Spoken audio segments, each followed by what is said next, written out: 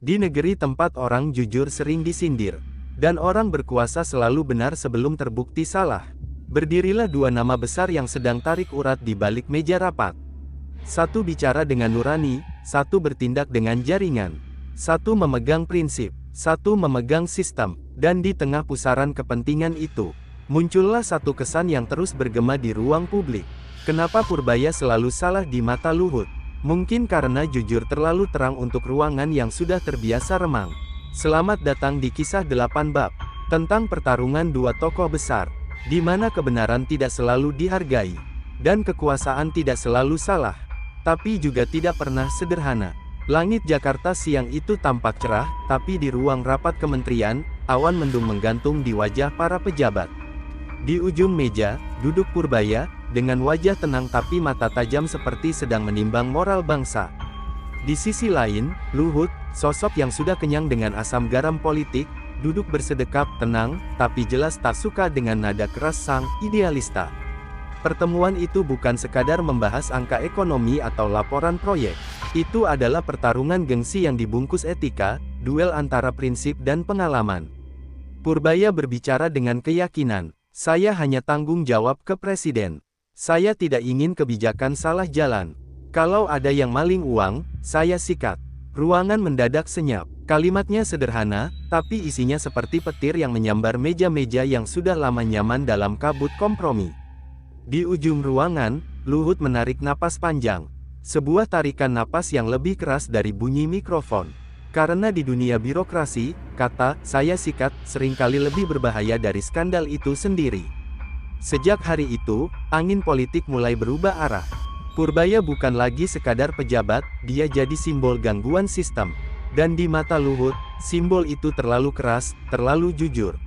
Atau mungkin, terlalu berani untuk dibiarkan hidup lama dalam struktur yang rapuh.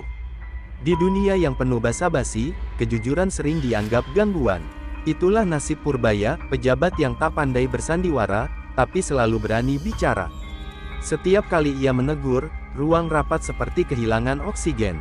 Mereka yang biasa nyaman dengan kebijakan abu-abu mulai risih. Yang terbiasa diam, mendadak merasa disindir meski belum disebut namanya. "Saya tidak bisa disogok," katanya suatu ketika. Kalimat itu terdengar gagah di telinga rakyat. Tapi di telinga kekuasaan, itu seperti nada sumbang dalam simfoni politik. Karena jujur, di sistem yang sudah terlalu terbiasa dengan kompromi, orang yang tidak bisa disogok bukan pahlawan, tapi masalah. Perlahan, Purbaya mulai dijauhkan dari lingkar diskusi. Dokumennya ditunda, pendapatnya diputarbalikkan. Dan di balik senyum sopan para kolega, tersimpan kalimat yang tak pernah diucapkan terang-terangan. "Kalau kamu terlalu bersih, jangan salahkan kami kalau kamu akan tampak kotor." Luhut tak perlu berteriak, cukup diam dan memberi isyarat. Dalam politik, isyarat orang kuat bisa lebih keras daripada bentakan. Dan begitulah, perlahan, Purbaya mulai jadi legenda baru. Legenda pejabat yang selalu benar, tapi selalu salah di mata kekuasaan. Luhut bukan pejabat baru, ia sudah melihat banyak gelombang datang dan pergi, dari pejabat idealis yang cepat tenggelam, hingga politisi licin yang selalu terapung. Di matanya, Purbaya hanyalah bab lama dalam buku yang sudah pernah ia baca. Sosok pintar, keras kepala, dan terlalu percaya bahwa kebenaran bisa menang tanpa strategi. Negara ini bukan seminar etika, begitu kira-kira isi pikirannya. Bagi Luhut, kekuasaan bukan tentang benar atau salah, tapi tentang kapan harus bicara, dan kapan harus diam agar kapal tetap jalan. Ia tahu, sistem pemerintahan ibarat orkestra. Kalau semua alat ingin menonjol, musiknya hancur. Maka, ketika Purbaya meniup trompet kejujuran terlalu keras, Luhut merasa perlu menurunkan volumenya, demi stabilitas, katanya. Di meja rapat berikutnya, nada bicara Luhut berubah dingin.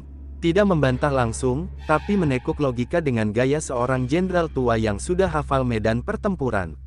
"Saya paham idealismemu, Pur. Tapi dunia nyata tidak selalu sesuci niatmu." Kalimat itu terdengar bijak, padahal di baliknya ada pesan halus. "Kamu bisa benar, tapi jangan bikin aku terlihat salah." Disitulah logika kekuasaan bekerja. Memoles kompromi menjadi kebijakan, membungkus kepentingan dengan istilah kepentingan bangsa. Dan setiap kali Purbaya berbicara dengan hati, Luhut membalas dengan pengalaman. Satu bicara dari nurani, satu dari memori. Sayangnya, dalam sistem yang lebih menghargai hierarki daripada kejujuran, suara nurani sering dikalahkan oleh suara senioritas. Ruang rapat itu luas, berasa dingin, tapi suasananya lebih panas dari siang Jakarta. Setiap kali Purbaya membuka mulut, waktu seolah berhenti. Para staf sibuk menunduk pura-pura menulis, padahal jantung mereka berdetak lebih cepat dari suara jam di dinding. "Pak, anggaran ini tidak masuk akal," kata Purbaya pelan. Pelan, tapi cukup untuk membuat seisi ruangan menahan napas. Di seberangnya, Luhut tak langsung menjawab. Ia hanya menatap tatapan seorang jenderal yang pernah memimpin pasukan dan sekarang memimpin narasi. "Purbaya," katanya akhirnya, "dalam pemerintahan, kadang kita harus memilih antara ideal dan realistis. Jangan semua hal kau lawan." Kalimat itu terdengar bijak, tapi juga seperti peringatan. Di meja sebelah, seorang pejabat muda berbisik pelan. Kalau terus begini, Purbaya bisa dikirim ke posisi yang lebih jauh. Dan memang, sejak itu, setiap rapat terasa seperti duel tanpa senjata. Purbaya datang dengan data dan kejujuran. Luhut membalas dengan karisma dan kendali situasi. Tidak ada bentakan, tidak ada skandal, hanya friksi halus yang bisa dirasakan oleh mereka yang peka pada aroma kekuasaan. Sampai akhirnya, setiap kali nama Purbaya disebut, sebagian pejabat menarik napas panjang. Karena mereka tahu, di setiap kejujuran yang ia ucapkan, selalu ada seseorang di atas yang merasa disindir. Dan di dunia politik, sindiran yang benar lebih berbahaya daripada tuduhan yang salah. Di luar ruang rapat, di dunia yang jauh lebih gaduh dari gedung pemerintahan, ribuan jari mulai menari di layar ponsel. Timelin politik mendadak ramai, bukan karena kebijakan, tapi karena ekspresi dua wajah yang terekam kamera. Satu serius dengan mata tajam, satu tenang tapi tegas seperti sedang menilai dunia. Netizen, dengan gelar tak resmi sebagai pengamat profesional tanpa gaji, langsung mengambil posisi. "Gua tim Purbaya, bos. Orang jujur memang jarang awet di sistem begini," tulis satu akun. Balasan datang cepat. "Luhut itu bukan jahat, bro. Dia cuma realistis. Nggak semua idealisme bisa bayar listrik negara." Ada juga yang menulis panjang di kolom komentar. Kalau pejabat jujur dianggap cari masalah, mungkin masalahnya bukan di pejabatnya, tapi di sistem yang nggak tahan lihat cermin. Begitulah, drama kekuasaan pun berubah jadi tontonan nasional. Lengkap dengan teori konspirasi, meme, dan potongan video dengan musik latar tegang. Purbaya jadi ikon, kejujuran keras kepala. Sementara Luhut jadi simbol, pengendali realitas. Tapi yang menarik, di balik semua perdebatan itu, publik seakan lupa, mereka sedang membicarakan dua orang yang sama-sama mengaku bekerja untuk rakyat. Tapi terjebak di dua jalan berbeda. Yang satu menuntut moral, yang lain menjaga stabilitas. Di barisan belakang layar, warganet tertawa, menyindir, dan menganalisis. Tapi di barisan depan kekuasaan, kedua tokoh itu tetap diam. Karena dalam politik, yang paling keras suaranya belum tentu yang paling berkuasa. Dan yang paling berkuasa, kadang cuma memilih diam agar tak terdengar kalah. Di layar publik, yang terlihat cuma dua tokoh berseteru. Tapi di balik itu, ada sistem yang lebih rumit dari sekadar ego manusia. Sebuah sistem yang terlalu pandai menata prosedur, tapi pelit memberi ruang bagi kejujuran. Luhut marah bukan karena benci pada Purbaya. Ia marah karena Purbaya mengusik keseimbangan yang rapuh. Keseimbangan antara kebenaran dan kelancaran.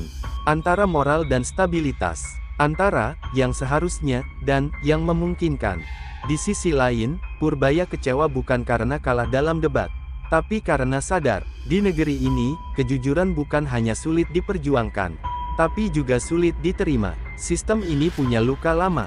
Luka karena terlalu lama menoleransi kebohongan demi ketenangan, dan terlalu sering menekan suara benar demi citra aman. Jadi, setiap kali muncul orang seperti Purbaya, sistem bereaksi seperti tubuh menolak organ baru. Bukan karena organ itu buruk, tapi karena tubuhnya sudah terbiasa sakit. Di titik ini, emosi kedua tokoh bukan lagi soal pribadi, tapi cerminan dua sisi dari satu penyakit nasional.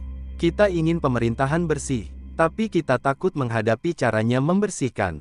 Maka Luhut marah, Purbaya kecewa, dan rakyat, mereka menonton, sambil berkata lirih. Kenapa kejujuran di negeri ini selalu tampak seperti provokasi? Di awal, Purbaya hanya ingin memperbaiki. Tapi sekarang, ia bahkan harus membela haknya untuk sekadar didengar. Di layar publik, ia mulai dilabeli macam-macam.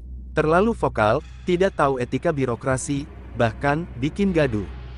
Padahal, yang ia lakukan hanya satu, bicara apa adanya. Namun di sistem yang lebih mencintai kesopanan palsu daripada kebenaran yang keras. Kejujuran sering disulap jadi arogansi. Luhut tidak perlu memerintahkan siapapun untuk melawan.